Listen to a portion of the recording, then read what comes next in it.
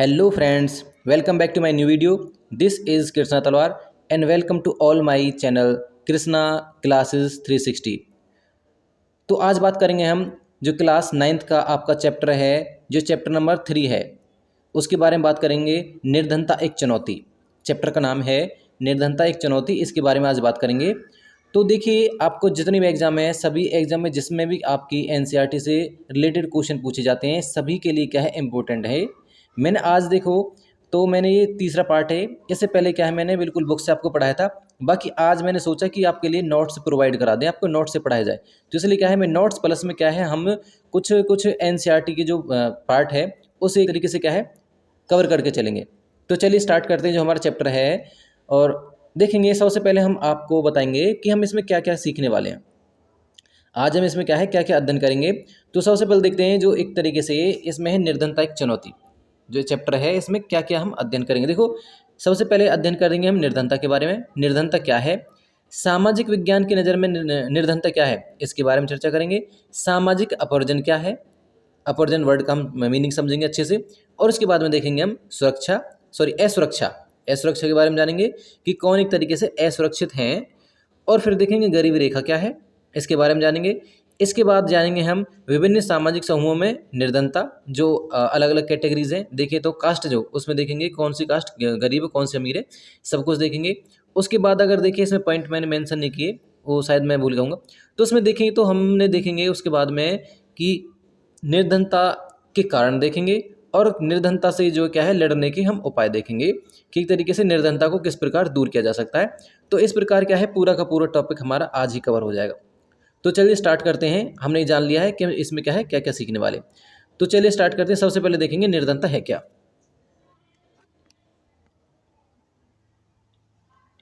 देखें तो निर्धनता है क्या। देखो, जीवन की मूलभूत आवश्यकताओं की कमी को निर्धनता कहते हैं। अगर देखें जिस प्रकार आज अगर देखें कि हमें क्या है किन किन चीज़ों की आवश्यकता है। सबसे पहले क्या है, देखो मूलभूत वर्ड का मतलब क्या होता है कि एक तरीके से जिसके हमें नीड है, बिल्कुल जिससे हम बिल्कुल उसके बिना हम नहीं रह सकते, वो होती है हमारी क्या है मूलभूत। अगर देखें हमें कहीं दूर जाना है और हमारे पास कुछ वाहन नहीं, तो हम किस प्रकार जाएं। तो उस समय पर क्या है, कोई भी क्यों जो वाहन है वो हमारे लिए क्या है मूलभूत आवश्यकता होगा, ये है। तो ऐसे ही क्या है, हमें जीने के लिए हमारे मूलभूत आवश्यकता कौन कौन सी होती है, इसके बारे में जानेंगे। देखो सबसे पहले क्या है मूलभूत आवश्यकता। देखो यह है भोजन है, कपड़ा है और घर है, स्वास्थ्य सुविधाएं हैं और सफाई है आदि, क्या हमारे मूलभूत ये आवश्यकताएं हैं। जिसे हम कहते हैं, आपको पहले कहते हैं कि रोटी कपड़ा और मकान जो क्या है हमारी मूलभूत आवश्यकताएं होती हैं ये। तो इसमें क्या है और ऐड कर दिया, स्वास्थ्य भी ऐड कर दिया और उसमें क्या देखेंगे सफाई भी ऐड कर दिया। तो ये सारा कुछ है। तो आगे चलते हैं, आगे जानते हैं हमारा और क्या है।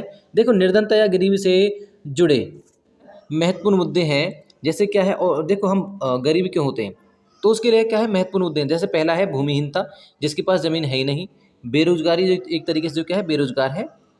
फिर है परिवार का आकार, अगर परिवार का आकार बड़ा होगा तो क्या है गरीबी फैलेगी, गरीबी आएगी। उसके बाद में क्या है अशिक्षा। तो हमने पहले क्या है चैप्टर में देखा था अशिक्षा, जो व्यक्ति शिक्षित नहीं होते, इससे पहले चैप्टर में देखा था। तो क्या है एक तरीके से उन्हें गरीबी का सामना करना पड़ता है। खराब स्वास्थ्य भी है एक तरीके से। और क्या है कुपोषण। कुपोषण होता है जो हमें खाने के लिए, जो शरीर को जितना क्या है हमें पौष्टिक आहार चाहिए, जितनी हमें कैलोरी चाहिए उतनी कैलोरी नहीं मिल पाती, उसे क्या कहते हैं कुपोषण कहते हैं। बाल श्रम आपको पता है, जो बच्चों को क्या है काम पर लगा दिया जाता है, वो होता है बाल श्रम। और क्या है असहायता, मतलब हमारे पास एक तरीके से सहायता नहीं, हम असहाय हैं। तो वो क्या है, ये सभी क्या है हमारे निर्धनता के रूप हैं। एक बार इन्हें दोबारा से जान ले कि निर्धनता या गरीब से जुड़े क्या है महत्वपूर्ण मुद्दे कौन कौन से हैं। भूमिहीनता है, बेरोजगारी है, परिवार का आकार है, अशिक्षा है, खराब स्वास्थ्य है, कुपोषण, बाल श्रम और क्या है असहायता है। तो ये क्या है हमारे सारे सारे मुद्दे हैं किसके, निर्धनता के। तो चलते हैं नेक्स्ट हमारा जो है पॉइंट।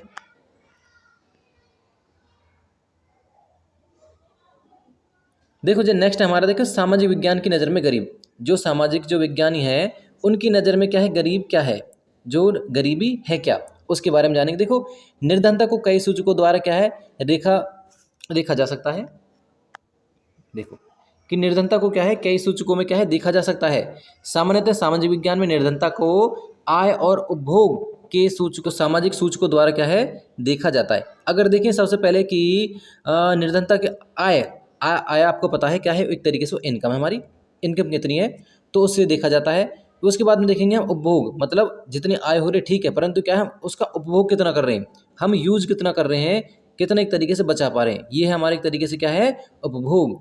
लेकिन कुछ सामाजिक वैज्ञानिक गरीबी को अन्य सूचकों द्वारा भी देखते हैं, जैसे कि आपका अशिक्षा है, दोबारा हमने देखा है, कुपोषण के कारण है, घटी हुई रोग और प्रतिरोधक क्षमता है, सफाई और क्या है पेयजल, जो हमारे एक तरीके से क्या है कि मतलब हम शुद्ध जल पी रहे हैं या नहीं पी रहे हैं, मतलब शुद्ध पेयजल का अभाव आदि। इनसे हम क्या है किसको देखते हैं, एक तरीके से क्या है गरीबी को देख सकते हैं। किसकी नज़रों में, सामाजिक वैज्ञानिकों की नज़रों में क्या है हम गरीबी को इस प्रकार हम देख सकते हैं। ये सारे के सारे इंपॉर्टेंट पॉइंट हैं जो मैं नोट्स किए, तो इन्हें कृपया करके बिल्कुल नोट कर लें किसी डायरी में या अपने नोटबुक में, क्योंकि क्या है सभी एग्जाम के लिए इंपॉर्टेंट नोट्स हैं, ये पॉइंट है।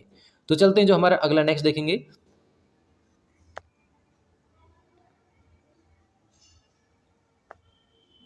तो यहाँ से जानेंगे कि सामाजिक क्या है, अपवर्जन क्या होता है। देखो अपवर्जन का पहले मैं आपको मतलब बता देता हूँ, अपवर्जन का मतलब क्या है। तो अपवर्जन का मतलब होता है कि ऐसी स्थिति जिसमें क्या है समाज में किसी व्यक्ति को क्या है अलग थलग रखा जाता है, ये है एक तरीके से क्या है अपमार्जन। जैसे अगर जाने कोई व्यक्ति है गरीब है, तो गरीब होने के कारण क्या है उसे समाज में एक तरीके से ना तो पूछा जाता है और ना कोई इसकी बात को मानता है। ये सारा का सारा क्या आ जाता है हमारा अपवर्जन में। तो देखेंगे, देखो शुरू करते हैं। गरीबी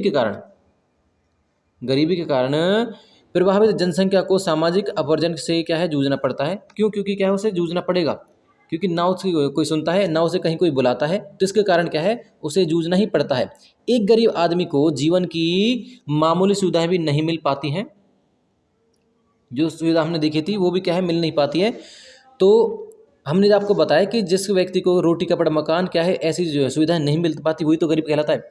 जो क्या है समाज की क्या है मुख्य धारा के लोगों में को क्या है मिलती है, जो क्या है मुख्य धारा का देखें तो जो एक तरीके से उन्हें मिलती हैं, जो गरीबी रेखा से ऊपर है मुख्य धारा वाले व्यक्ति हैं, उन्हें जो सुविधाएं मिलती हैं वो गरीब व्यक्ति को नहीं मिलती। ये चीज़ें देखेंगे। गरीब होने के कारण कई लोगों को कई सामाजिक कार्यक्रमों में शामिल नहीं होने दिया जाता। जैसे आपको बताऊं मैं, ब्याह शादी में क्या है या कोई पार्टी है या फंक्शन है उसमें क्या है ऐसे व्यक्ति को, गरीब व्यक्ति को नहीं बुलाया जाता, उन्हें क्या है बाहर से भगा दिया जाता है।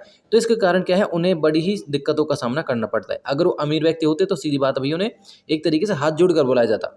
ये है भारत में जाति के आधार पर क्या है सामाजिक अपवर्जन का एक लंबा इतिहास रहा है।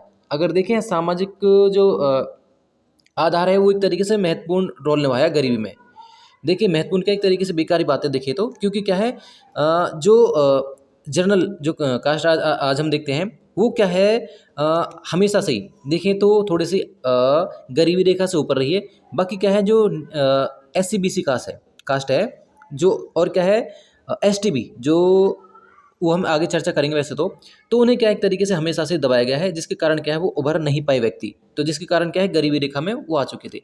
जैसे देखेंगे नीची जाति के लोग और क्या है दलित लोगों को समाज की मुख्य धारा से अलग रखा गया, क्योंकि वे क्या है गरीब थे। ये हमारा आ जाएगा कौन सी तरीके से, मैंने आपको बताया कि इसलिए क्या है उन्हें मुख्य धारा से अलग रखा गया है, दूर रखा गया है, वो मुख्य धारा में नहीं आते। तो ये हमने देख लिया कि सामाजिक अपवर्जन भी देख लिया हमने कि किस प्रकार देखते हैं कि जो लोग हैं जो गरीब हैं, जो गरीबी रेखा से नीचे हैं, किस प्रकार उन्हें एक तरीके से क्या है हम समाज का हिस्सा भी नहीं मानते हैं, क्योंकि क्या है उन्हें कहीं ना कहीं समाज से अलग थलग ही रखा जाता है। तो ये पॉइंट होगा हमारा। अब देखते हैं नेक्स्ट हमारा जो पॉइंट है,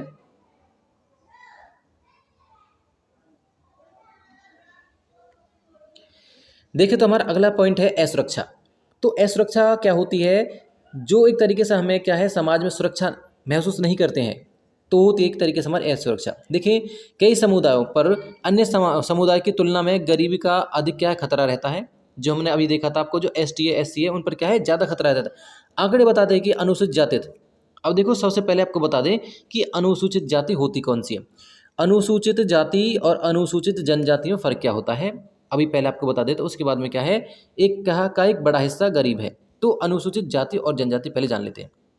देखो अनुसूचित जाति तो वो होती हैं जिन्हें हम एक तरीके से SC कहते हैं, जिन्हें हम पिछड़ी जाति भी कह सकते हैं, SC जाति हैं, वो होते एक तरीके से शेड्यूल कास्ट होती हैं, उन्हें कहते हैं हम अनुसूचित जाति।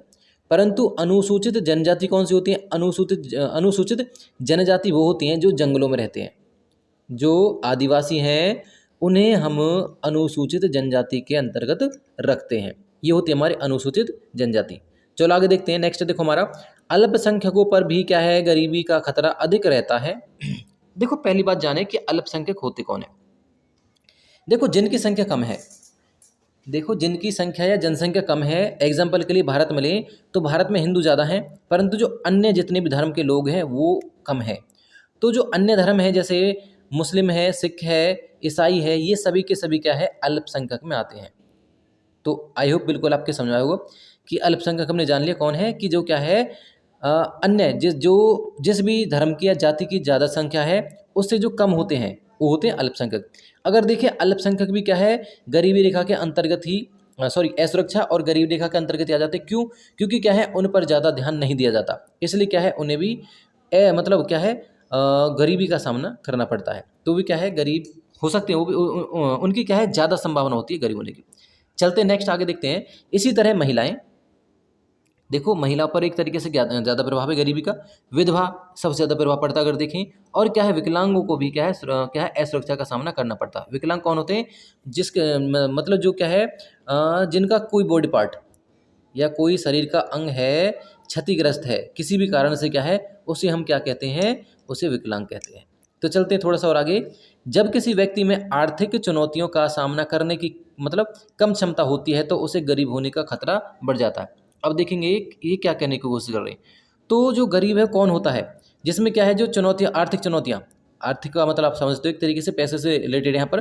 तो आर्थिक चुनौती का सामना, अगर मान लो कोई मतलब महंगाई आ चुकी है देश में, तो महंगाई से क्या है वो अपना घर का गुजारा नहीं कर पा रहा है, तो क्या है उस पर ज़्यादा खतरा मंडराता है गरीब होने का। क्योंकि क्या है वो उन वस्तुओं को ना खरीद पाएगा। और क्या है जो हम नापते हैं गरीब रेखा को कैलोरी से और पैसों से नापते हैं, सैलरी से। तो बताएंगे वो आगे भी हम कि क्या है एक तरीके से क्या है कौन गरीबी रेखा तक है और कौन गरीबी रेखा से नीचे है, कौन ऊपर है, सब के सब एक तरीके से जानेंगे अभी थोड़ी देर में कि कितने अगर कोई पैसे कमाता है तो गरीबी रेखा में है, कितने पैसे नहीं कमाता है तो गरीबी रेखा से नीचे। तो सारा कुछ एक तरीके से डिटेल में हम जानेंगे। तो चलते हैं थोड़ा सा और आगे, तो बताते हैं आपको। देखो असुरक्षा का हमने जान लिया है कि किस पर खतरा मंडराता है, तो हम दोबारा से देखते हैं। अल्पसंख्यकों पर, जो अनुसूचित जाति है जनजाति पर, और क्या है जो आर्थिक चुनौती का सामना करने में असक्षम है उन पर भी क्या है खतरा मंडराता रहता है। इसके बाद में हमने देखा महिलाएं, विधवा और क्या विकलांगों पर भी क्या है असुरक्षा का खतरा मंडराता है। तो ये हो जाएंगे एक तरीके से हमारे, और ये पॉइंट हो जाएगा। तो चलते हैं अगले नेक्स्ट पॉइंट जो हमारा रहेगा वो देखते हैं अब।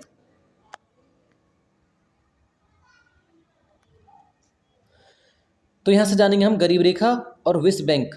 जो जाने गरीबी रेखा मतलब क्या है, हमने अभी आपको बताया था गरीबी मतलब गरीब किन्हें कह सकते हैं, और जो विश्व बैंक क्या दायरा तय करता है। तो देखें विश्व बैंक ने एक तरीके से क्या है गरीब कितने को बताया, कितने व्यक्ति को बताया। तो देखिए गरीब रेखा यह एक काल्पनिक रेखा है।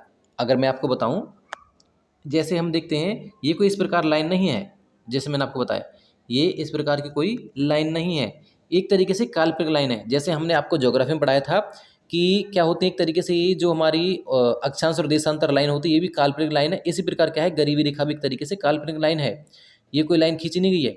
तो आगे जानेंगे। देखो यह एक काल्पनिक रेखा होती है जिसमें जिसकी क्या है नीचे रहने वाले लोगों को निर्धन माना जाता है। देखेंगे किन को निर्धन माना जाता है, किन को क्या है निर्धन नहीं माना जाता। एक लाइन खींच दी है कि कौन इससे ऊपर है कौन इसके नीचे है, तो सारा का सारा जानेंगे। एक लाइन है, पहले ये जान लेते हैं।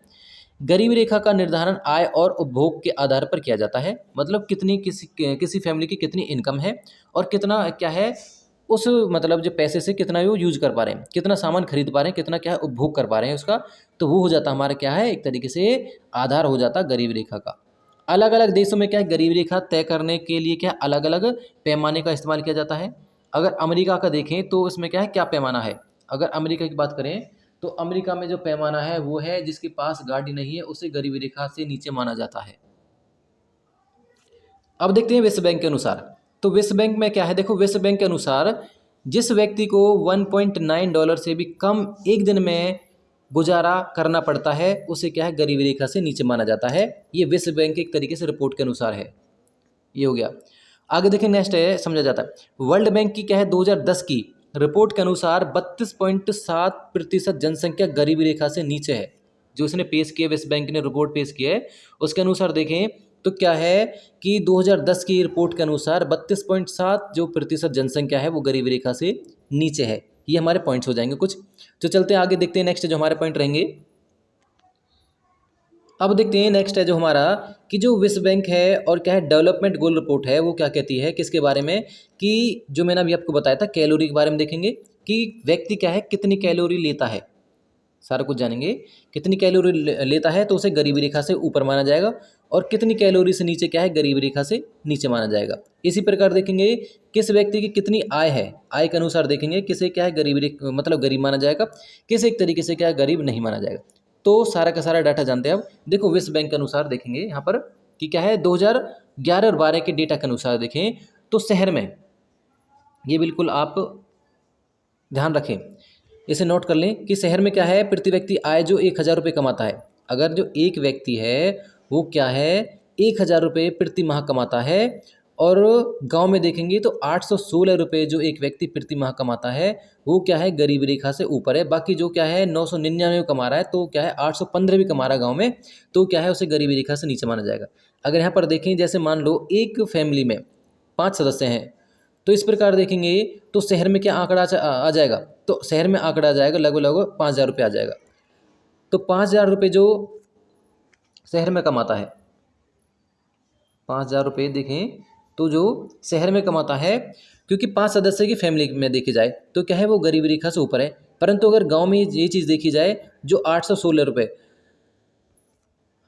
तो लगभग आपके 4200-4300 या आपके लगभग 4800 रुपये के करीब बनेंगे। तो जो इतने पैसे कमाता है वो क्या है गरीबी रेखा से फिर ऊपर है। बाकी क्या इससे नीचे भी कमाता है तो क्या है गरीबी रेखा से फिर नीचे आएगा। ये एक तरीके से क्या है हमने ये डाटा पेश कर दिए, पैसे के अनुसार हो जाएगा। जैसे हमने अभी अमेरिका का एग्जाम्पल लिया था, अमेरिका में क्या था कि जो व्यक्ति के पास जिस व्यक्ति के पास क्या है कार नहीं है वो क्या है गरीबी रेखा से नीचे है।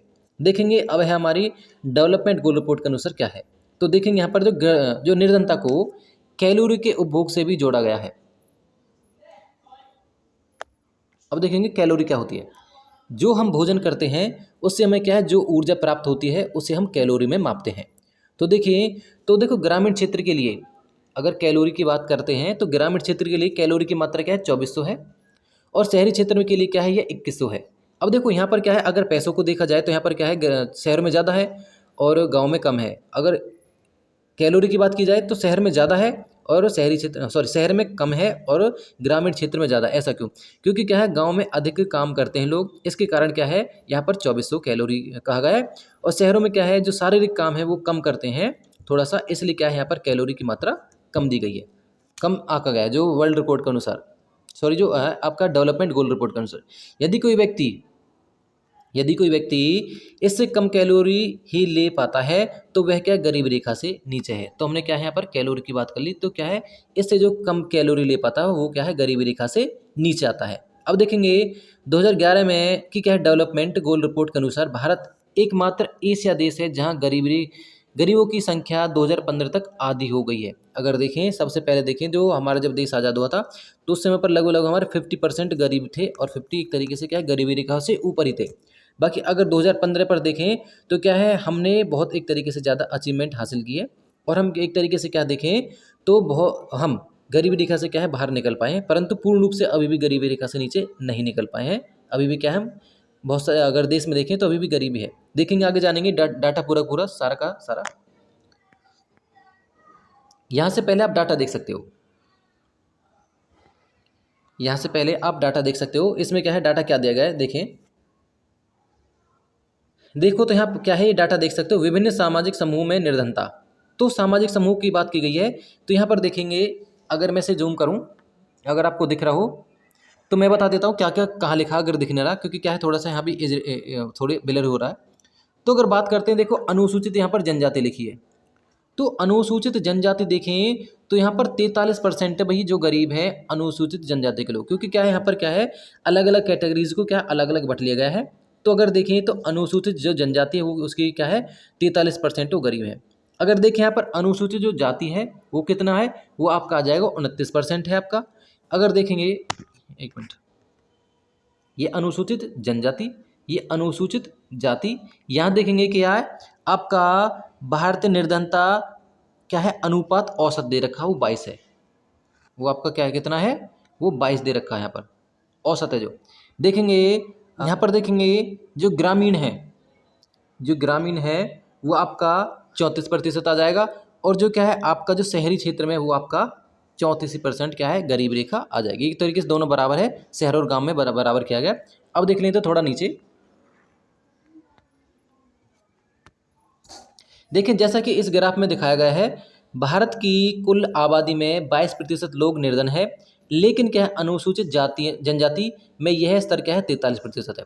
अन्य क्या है असुरक्षित समूह में, अन्य असुरक्षित समूह में भी क्या है यह स्तर भारत की कुल आबादी में गरीबी के स्तर से कहीं अधिक है। अब देखेंगे असुरक्षित सामाजिक समूह के अलावा किसी गरीब परिवार के विभिन्न सदस्य अलग अलग तरीके से क्या है गरीबी से प्रभावित होते हैं। महिलाएं, बच्चे और बुजुर्ग गरीबी से अधिक प्रभावित होते हैं। यहाँ पर क्या है बात की कौन कौन, अगर देखें तो जो महिलाएं हैं, बच्चे हैं, बुजुर्ग हैं, वो सबसे ज़्यादा क्या है गरीबी से प्रभावित होते हैं। ये हमने एक तरीके से आपको क्या है टोटल डाटा बता दिया। अब जान लेते हैं थोड़ा सा किसके बारे में, अब जानेंगे हम कि जो गरीबी रेखा के कारण क्या है और गरीबी रेखा से बचने के एक तरीके से क्या है उपाय क्या क्या किए गए हैं सरकार द्वारा। तो ये जान लेते हैं एक बार अभी हम।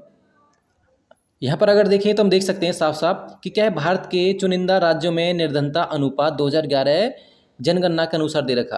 अगर देखें बिहार में सबसे ज़्यादा गरीबी है, उसके बाद में उड़ीसा है, असम है, मध्य प्रदेश है, उत्तर प्रदेश है, कर्नाटक है, पश्चिम बंगाल, महाराष्ट्र, गुजरात, राजस्थान, त्रिपुरा, तमिलनाडु, फिर हरियाणा, दिल्ली, आंध्र प्रदेश, पंजाब, हिमाचल प्रदेश, केरल। ये एक तरीके से क्या है केरल में सबसे कम बेरोजगारी है, जो सबसे कम एक तरीके से गरीबी रेखा से जो नीचे व्यक्ति हैं सबसे कम है हिमाचल में, उसके बाद में फिर पंजाब में, फिर आंध्र प्रदेश, फिर दिल्ली, फिर हरियाणा और फिर तमिलनाडु। इस प्रकार क्या है आपको डाटा साफ साफ आप देख सकते हो। भारत में देखें तो फिलहाल के टाइम पर 2011 की जनगणना के अनुसार क्या है 21.9% क्या है अभी भी क्या है गरीबी रेखा से नीचे हैं जो लोग हैं। ये हमारा टोटल डाटा आ जाएगा। अब देखते हैं थोड़ा सा इंपॉर्टेंट पॉइंट है जो हमारे यहाँ से देख सकते हो आप, निर्धनता के कारण। अगर निर्धनता के कारण की बात करें तो भारत के क्या है व्यापक निर्धनता के अनेक कारण हैं। मतलब एक ऐतिहासिक कारण ब्रिटिश औपनिवेशिक प्रशासन के दौरान आर्थिक विकास का स्तर निम्न स्तर है। अगर देखें यहाँ पर क्या है मैं आपको बताऊं, इसमें ज़्यादा पढ़ने की जरूरत नहीं है, सिंपल है बिल्कुल सारा का सारा। इसमें क्या दिया गया है, इसमें ये दिया गया है कि जो आपका जो निर्धनता के कारण है वो है आपके जो अंग्रेजों ने हमें क्या है गुलाम बना रखा था, जिसके कारण क्या है जो भारत में इतनी गरीबी आई है। तो सबसे पहले जो हमारा मेन मुद्दा है वो क्या है ब्रिटिश औपनिवेशिक शासन ही था, जिसके कारण क्या है गरीब हो चुके हैं। उसके बाद में क्या है बड़ी मुश्किल से यहाँ से देखें, देखो विकास की धीमी दर 1980 के दशक तक क्या है जारी रही है। इसके परिणामस्वरूप रोजगार के अवसर घटे और आय की वृद्धि हुई है, जिसके कारण क्या है साथ साथ जनसंख्या में क्या है उच्च दर में वृद्धि हुई है। तो ये देखेंगे सारा का सारा ये दे रखा है एक तरीके से कारण आप जान चुके हैं, कारण इतने महत्वपूर्ण नहीं है इसमें। अब देखेंगे जो हमारा जो मेन पॉइंट है,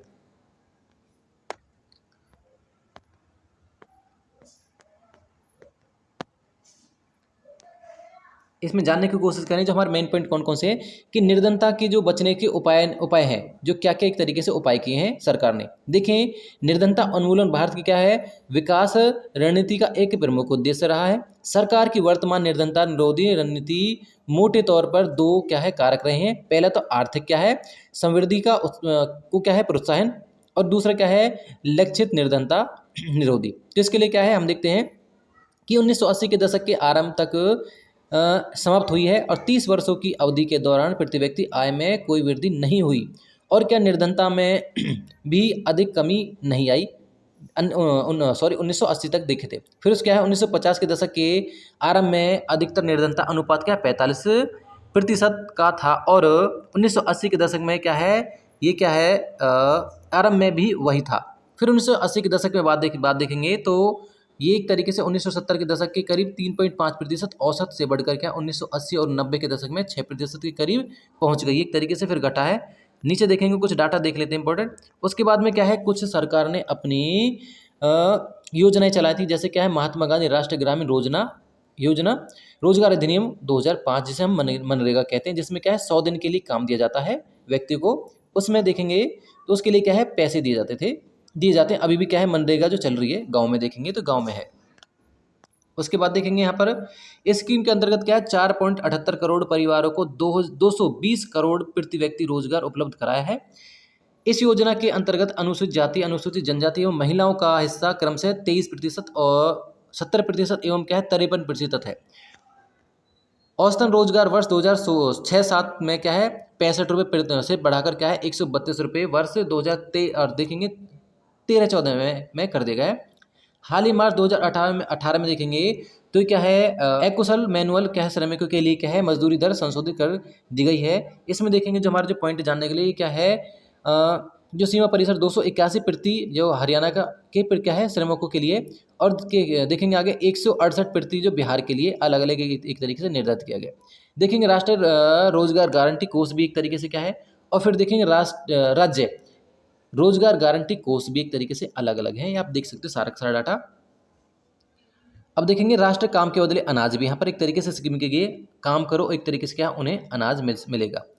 तो 2004 में क्या है देश के सबसे पिछड़े 150 जिलों में लागू किया गया है। यह कार्यक्रम उन सभी ग्रामीण निर्धनों के लिए है जिन्हें मजदूरी पर रोजगार की आवश्यकता है, जो क्या है अकुशल शारीरिक काम करने के इच्छुक हैं, जिसके क्या है कार्यान्वित 100% केंद्रित है क्या है वित्त पोषित कार्यक्रम के रूप में किया गया है। तो ये सारा कुछ डाटा देख सकते हैं। उसके बाद में देखेंगे जो हमारी नेक्स्ट स्कीम है वो है आपकी प्रधानमंत्री रोजगार योजना, जो क्या है जैसे क्या है 1993 में आरंभ किया गया था। डाटा को याद रखना बिल्कुल कि क्या है इसे 1993 में आरंभ किया गया था। ग्रामीण रोजगार सृजन है उसे 1995 में किया गया है, अभी ये बात जान ली। फिर है आपका स्वर्ण जयंती ग्रामीण रोजगार, इसे हम क्या है अलग से एक तरीके से क्या है नोट्स बनाकर डाल देंगे।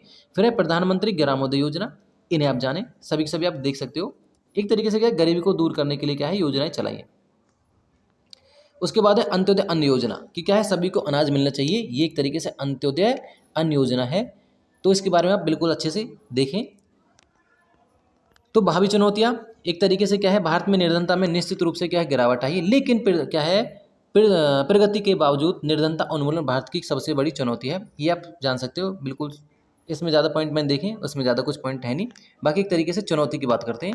बाकी इसी प्रकार क्या है हमारे चैप्टर आज हमने देखें तो थोड़ा सा जल्दी खत्म कर लिया, क्योंकि क्या है हमने आज इम्पोर्टेंट बात की है, क्योंकि इसमें क्या है कुछ ही इंपॉर्टेंट बात है।